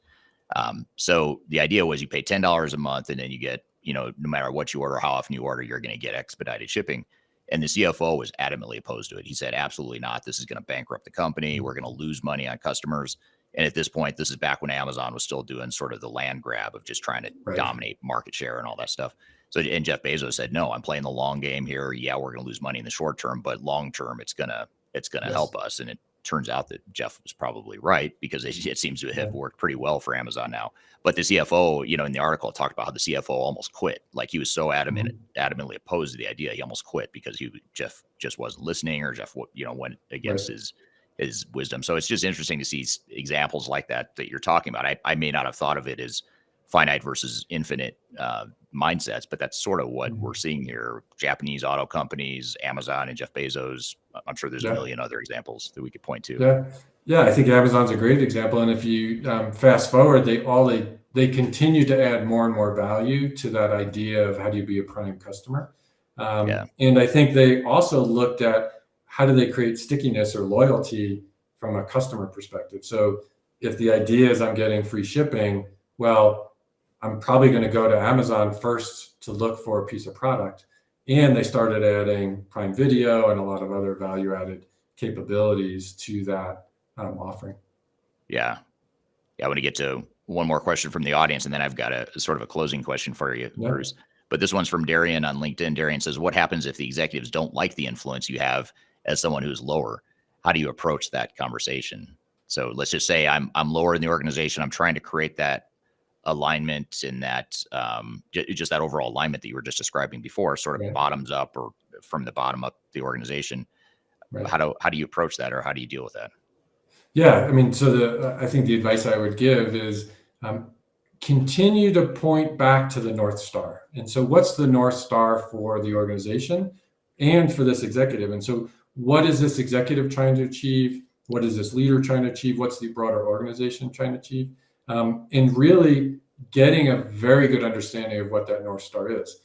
Part of the problem is in many organizations, there's not shared meaning around that North Star. So what I would suggest for that individual is if they're having trouble with a given executive because that executive is not appreciating the influence that they're having, is take a step back. Try to create shared meaning around what is the North Star? What are we trying to achieve collectively? And how do we do this collectively? I think the leader, that leader in the case, may not have a mindset that this individual is coming from positive intent. And so this individual may need to step back a little bit and really demonstrate that they are coming from positive intent. Yeah, very interesting. Well said. So what, I'm going to ask you a two-part question to sort of tie this all together and to close out the conversation. And I'll ask it from the perspective of if I'm an executive, and then I'll ask it from the perspective of if I'm not an executive, I'm lower in the organization. But what closing advice would you have to help get executives on board and more supportive of change? So all the stuff we're talking about sounds great, but how do we get started? What are some first steps that we could take either as an executive or as a someone lower in the organization? Yeah, so I would answer that in a couple ways.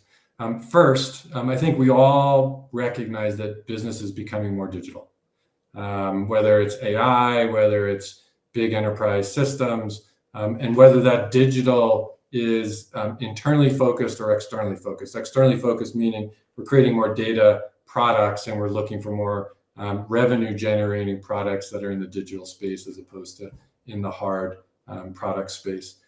So business is becoming ever more digital. I think one of the mindset shifts that we would propose to executives to start with is to really understand that leadership is becoming even more human-centric, that this idea of a digital becoming more business, don't get lost and believe that then I can be more aloof, I could be step back, potentially even use AI to help lead my organization.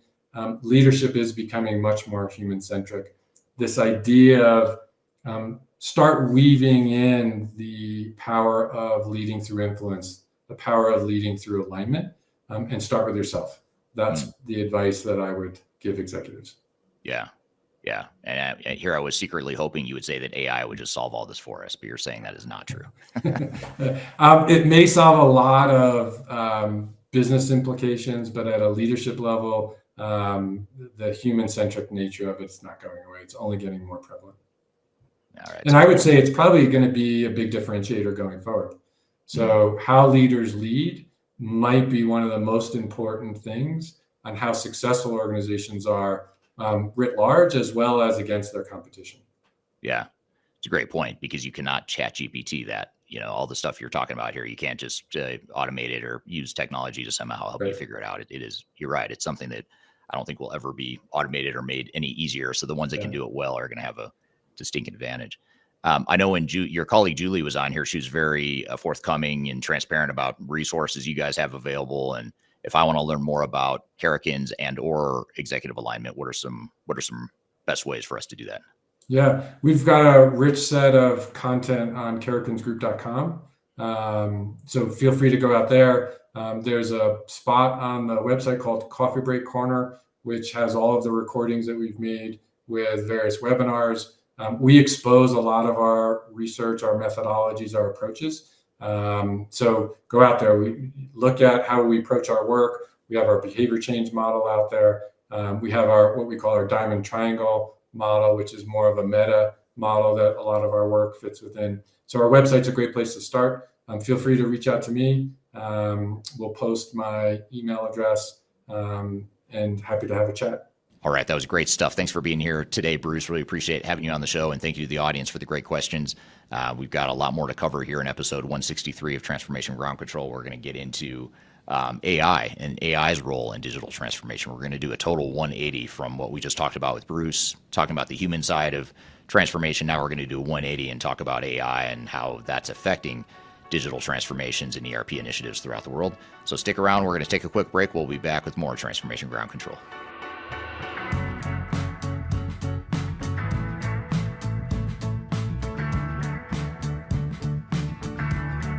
People oftentimes ask me how I built such a strong social media following on YouTube and LinkedIn and Facebook and other outlets. And the fact of the matter is it took me a long time to build a following through a lot of trial and error, making a lot of mistakes. Had I known that there were companies out there that could help me build my brand, I would have done that a long time ago. I didn't know that, but the good news is that there is today a consulting firm that will help you through building your own personal brand through some of their training programs.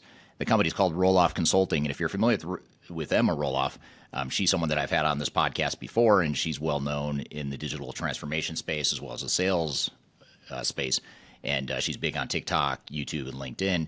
And she and her husband have started a training course and a training company that focuses on helping people build their personal brands and helping them to sell themselves digitally. So whether you're a salesperson that's trying to reach more customers or you're an individual that's just trying to build your personal brand, that's something that they help with through their training programs. And they've offered listeners of this podcast a free 5-day LinkedIn challenge. And I encourage you to check it out. I've included a link below for this podcast. If you go to the podcast notes, you'll find a link that gets you free access to this 5-day challenge where you'll get step-by-step guidance. You'll get real results. So you'll get some tangible results from the program. And you also get a special offer at the end of it. So it's exclusive to listeners of this podcast. Be sure to check out the link below if you want to work on building your personal brand, or if you're in sales and you're trying to reach more people. Whatever the case may be, check it out. It's free to listeners of this podcast. You can check it out via the link below. Interested in working for a company that truly values your unique skills and experience? Here at Third Stage, we don't hire based on resumes alone. We look at the full candidate, experience, and willingness to provide excellent service for our clients. Within a technology, independent, and agnostic consulting firm, you have the opportunity to learn across industries with a diverse group of clients. Our consultants also have the opportunity to diversify their portfolio and learn across technology systems. If you're interested in joining a high-growth entrepreneurial organization, please reach out to us at work@thirdstage-consulting.com.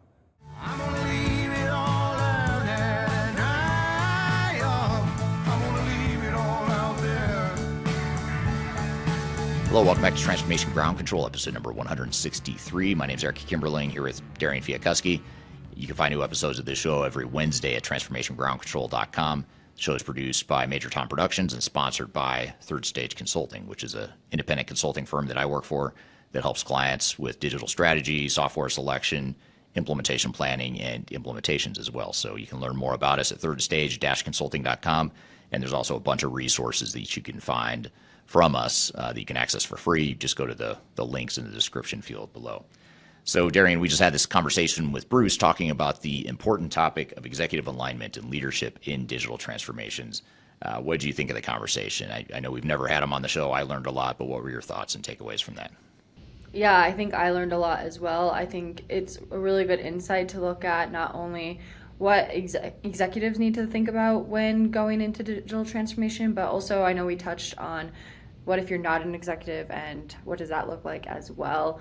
So I thought that part of the conversation was really interesting for myself. But overall, what a great conversation. And yeah, because I think a lot of times, we work with clients where the executives are on board when we start off a project, but then you get through the project and executives sort of fade into the distance or fade into the background because they're just, they're going back to their real jobs day to day. And I know Bruce talked about how, transformations can't be a side hustle. he used the word side hustle, and that's a great point. And it's true for executives too, even though executives have a lot of responsibility other than a transformation, other than leading a transformation. It's arguably the most important thing that they're responsible for in a organization. So I think that was really interesting as well, to sort of get that perspective too, in terms of how you can garner support from executives when you're not an executive yourself. And it was refreshing to hear him say that there are things you can do as a lower level person. There are things you can do to influence and to affect alignment and executive involvement and leadership and all that stuff. Yeah, definitely. Lots of good learning points in that conversation. Yeah, for sure. And if you haven't heard the episode with Julie Williamson, she was on probably 3 or 4 months ago. I believe we had her on. I want to say it was in somewhere around the fall, in the fall in the Western Hemisphere, or the Northern Hemisphere, I should say. The fall time frame, somewhere in September, October, somewhere in there. I think we had her on. So if you go back through our past episodes, you'll see one with Julie Williamson, and she talks about executive alignment in particular. That's what we focus on there. So that's another complementary or a supplementary interview that you might check out if you like that conversation with Bruce. So we're going to totally shift gears and move away from the human side of change a bit and get into AI again. We're going to talk about how it is that AI affects digital transformations and ERP implementations. And for this segment, we're going to play you a video from my YouTube channel where I dive into this topic in a bit more detail. So let's roll this clip of the role of AI in digital transformation, and we'll come back after that. So let's roll the clip. Now, the first way that AI is changing and improving ERP software as we know it is that it's allowing organizations to finally take advantage of all this data they've been accumulating for years and decades in many cases. If you think about organizations going back to the 60s, we're starting to automate their business processes, starting to automate their data capture, and certainly that trend accelerated in the 70s and 80s into the 90s. And I'd say starting since the 90s, most organizations were on some sort of electronic computer system starting to collect data. So you've got at least 30 to 40 years plus of organizational history that a lot of organizations have that have been around for a long time, but they haven't known what to do with this data. They've had dirty data, they've had trouble mapping it, migrating it to new systems as they've done upgrades. So that's been a problem in the past, but now with AI, if we can get our data right, it gives us a way to actually make use of that data. So instead of just having reams and reams of transactional data going back 30 years, now we can use AI to make more sense and more meaning of it. We can also use predictive analytics and machine learning and other aspects and subcomponents of AI to help us predict the future and understand what might happen based on some of our historic data. And it's not just our internal data that AI within ERP software is allowing us to take advantage of, it's also third-party sources of data. So if we can look at external macroeconomic indicators or weather patterns or other things that might affect our business, we can take those data sets and integrate it with our core internal data and then use AI models to help predict the future. So as more ERP software vendors continue to build up their AI capabilities, more of them are going to find ways to improve the way organizations are getting value from AI.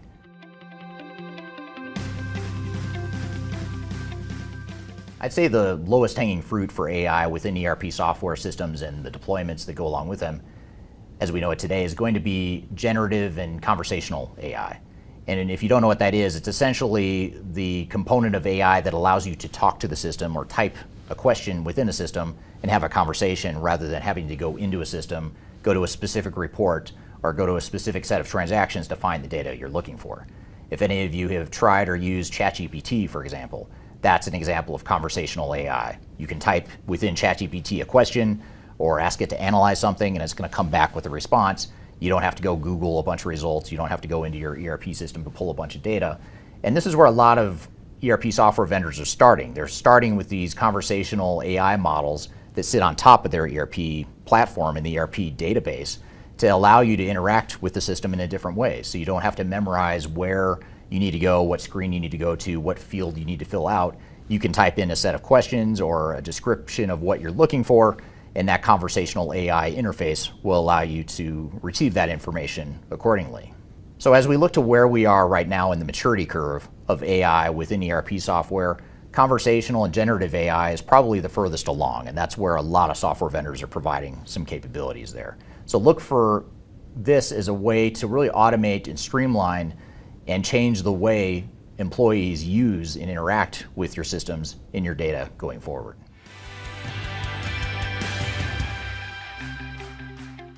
Now, in addition to generative and conversational AI, there's other creative uses of AI that are being used by ERP software vendors and some of the more innovative companies that are deploying ERP systems.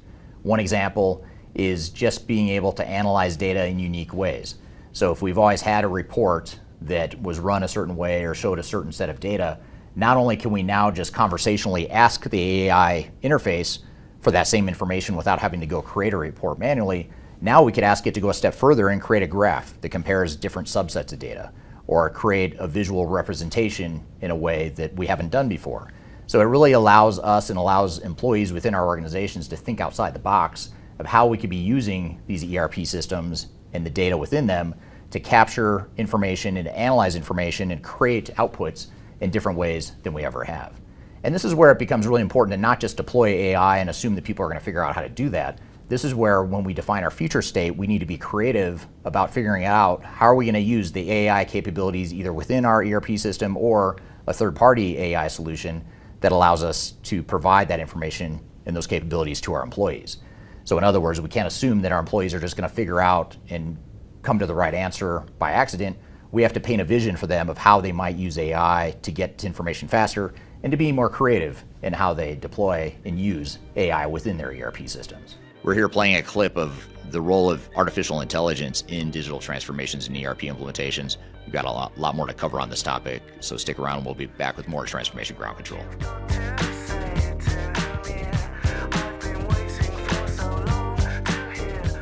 My name is Eric Kimberling, and I'm the CEO and founder of Third Stage Consulting.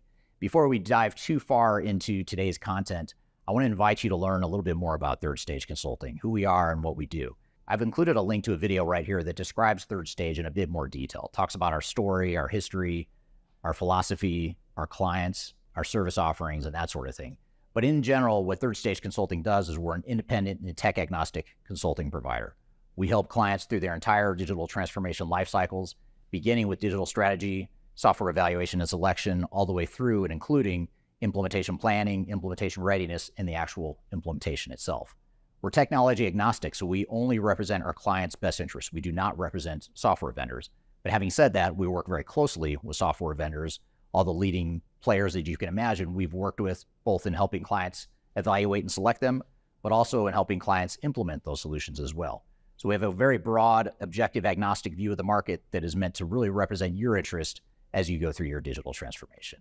I also encourage you to scan this QR code right here to get access to our resource center. This resource center has a ton of information, a ton of ebooks that are free.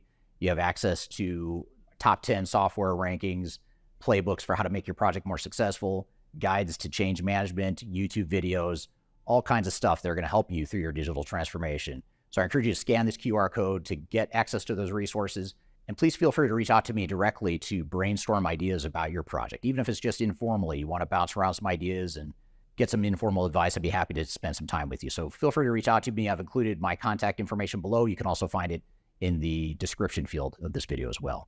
The last thing you want to have happen is for your digital transformation to end up in court. I've been doing this for 20 years and I have seen everything. My name is Marcus Harris. I'm a software and technology attorney focusing my practice on drafting and negotiating software-related contracts and litigating software disputes across the country. Feel free to reach out to us at taflaw.com. We'd love to talk to you about the litigation process and what you can expect.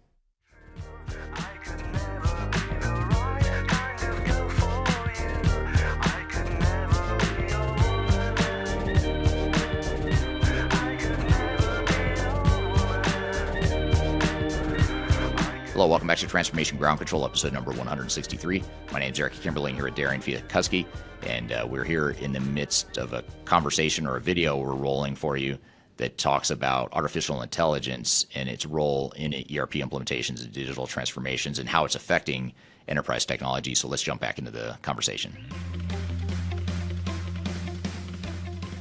Now, it's important to recognize that as we're talking about ERP software and AI, it's not just the AI capabilities that are being built within the ERP systems themselves that you have as an option. You also have the option of a standalone AI solution. And there's a lot of AI vendors out there, a lot of upstarts and startups that are creating AI solutions that can be bolted onto or worked within a certain technical landscape.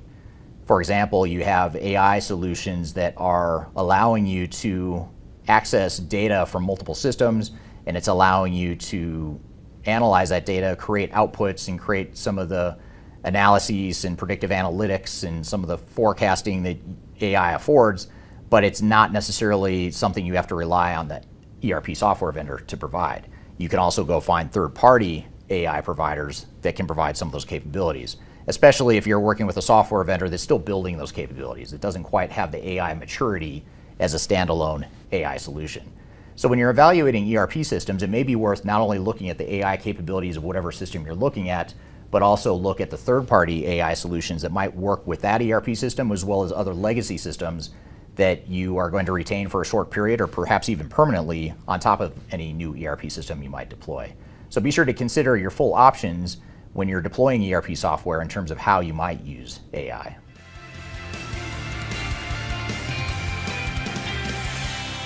Now, what's really interesting about AI and ERP software is that it sort of triangulates itself or comes together with another trend in the market, which is the movement to the cloud. ERP software vendors are, for the most part, en masse moving to the cloud. They've transitioned their on-premise legacy systems or are in the process of transitioning those systems to cloud solutions that are largely rewrites of that legacy software. And the beauty here, in addition to other benefits of deploying cloud technology, is it really enables AI in a way that we haven't seen before. So if you think about your old legacy systems and some of the security issues you might have had and some of the silos of data, the lack of interconnectivity that you might have had, the dirty data, it didn't really lend itself well to really capitalize on AI in the way we can today. Fast forward to cloud solutions now, you've got a standard data model, standard business processes, less likelihood of corrupting the data because now you have standard processes to manage that data, and you've got all your data now presumably in one place in the cloud. And that's where AI really shines, because now AI can be used and rely upon more reliable data to help fuel the models and help provide information and help provide value that AI can afford. The other component that's really interesting is as we look to third-party data sources, especially as we look at things like Internet of Things and wearables and other devices that are capturing data outside of our four walls of our organization. Now with cloud computing, we can capture that data and integrate that data with our internal data to further enable those AI models. So there's a lot happening in the cloud space that is really accelerating the trend towards AI, and it's really a sort of a perfect storm or a perfect backdrop for AI to really take off and to continue to gain adoption and mainstream use within the ERP software space, which is largely why the ERP software vendors are investing so heavily in AI right now. So I hope this has provided you some understanding of how AI is affecting and improving ERP systems. More importantly, I hope it's helped provide some context of how you might use AI within your ERP software deployment to be more effective and get more business value. If you'd like to learn more about trends that are happening in the marketplace and things to be aware of and things to understand as you go through your ERP implementation, I encourage you to read our annual digital transformation report. It's a report we publish each year that covers a number of tips and lessons from ERP implementations, as well as trends in the marketplace, as well as independent reviews and rankings of different enterprise technology and ERP solutions. So you can read that report by scanning the QR code in front of you, and you can read that for free off our website using the QR code in front of you. So I hope you found this information useful, and hope you have a great day. All right, so that's a video from my YouTube channel where I talk about how AI is affecting ERP software and the implementations of ERP software and digital transformations in general. What were some of your thoughts and questions from that video, Darian? Yeah, so one question I have for you as somebody who comes or owns an independent consulting firm, how do you evaluate the impact of AI on ERP selection and implementation processes? I know you touched on it in that video, or basically talked about it. That was what the video was about. But if you could just give a little bit more of insight on that, that'd be great. Yeah, well, I think for the time being, AI might be a good tool to help point you in a right direction of potential solutions to consider, but I still wouldn't rely on AI to tell you what system is best or what system is best for your organization, only because you're going to have so many different unique factors that you've got to consider, and you're not going to have that. Presumably, you're not going to have that answer, available in an AI model. The other thing too is, we talked about this earlier in this episode, is biases in data. So anytime you've got biases in data, which the enterprise technology space is fraught with bias and biased data out there, marketing and sales messaging and things like that, that's the same data. That biased data is the same data that AI is going to be using to give you an answer. So you have to be careful with AI to make the software selection decision. But having said that, there's things you can do during implementation, as I talk about in the video. There's things you can do during implementation to speed things up and to be more effective in how you implement the technology. Yeah, definitely. And speaking of challenges, what are some other potential challenges that people could face if they are using AI to pick their ERP system, and why would you not recommend that they do that besides just the bias that AI has? Yeah, I mean, bias is the big one, but then there's also the incomplete information. If you've got, certain things that are unique to you as an organization and you're relying on AI to give you an answer, chances are the AI is not going to have the right answer, because if it's something unique to you, it's not going to have that data, presumably in their data set to create an answer for you. And the other thing, too, you have to be aware of is if you do have some super sensitive or super confidential types of information that you want to use to get to the bottom of what systems are the best for you, you enter that into an open AI model. You enter that information, that becomes part of the AI model. The AI model now has access to your data that you've given it. So you have to be careful that you're not feeding it confidential information that is now part of this open AI model. And there's still a lot of regulatory or legal system type stuff that's being worked out in terms of intellectual property and confidentiality. For me, I don't even want to mess with that until it's clarified, which is not clarified in courts or anything like that. We did have an attorney on here not too long ago. His name's Marcus Harris. He's been on the show several times, and he was on recently talking about AI and some of the regulatory and legal considerations for AI. And that was one of the big things he talked about, is just the fact that anything you enter into AI, like if I were to take, your personal information, Darian, your social security number, your driver's license number, your birthday, your mother's maiden name, I enter that into AI for some reason. I don't know why I would do it, but let's just say I did. I had some brilliant reason to enter all your personal information to AI to ask it something. Now the AI model and the data set, your sensitive information is in the data set that AI is using. So you just have to be aware that you sort of lose that data at that point, and who knows what happens to it. You might assume that it's going to be locked down, or it's okay because it's, no one else can directly access it, but you never can be too sure. So there's a lot of unknowns there. I'll be curious to see how the courts and the legal system works through all that stuff in the coming years and maybe even decades it takes to work all this stuff out. Yeah, that's some great points. Stuff that maybe everybody wouldn't think about when using AI to maybe help them in any sort of way. So that's a really interesting point, Eric. Yeah, absolutely. So good stuff. We'll see how it unfolds and how it affects digital transformations in coming years. I'd be curious to hear from the audience how you're seeing AI affect your digital transformations, either in terms of how you execute a transformation and or how you're using AI as part of your transformation, is how you're using AI to improve your business and leverage some of the software tools that you have. So be curious to hear from the audience. How are you using AI, and how are you seeing it affect the world of digital transformation? I'd love to hear your comments in the chat here. So all that being said, a great episode, Darian. Thank you for being here today, and thank you to the audience for the great questions. Thank you to Bruce Siegel for being here and being a guest on the show. I appreciate having him on the show here for the first time. And again, you can find new episodes of this show every Wednesday at transformationgroundcontrol.com. If you'd like to learn more about Third Stage Consulting, you can reach out to us. I've included contact information below. You can also go to thirdstage-consulting.com, and you can also follow me or connect with me on social media. I've included all my accounts and ways to contact and get in touch with me in the description below, so be sure to check that out. So thank you again for being here today, everyone. Hope you have a great week, and we'll see you next week on Transformation Ground Control.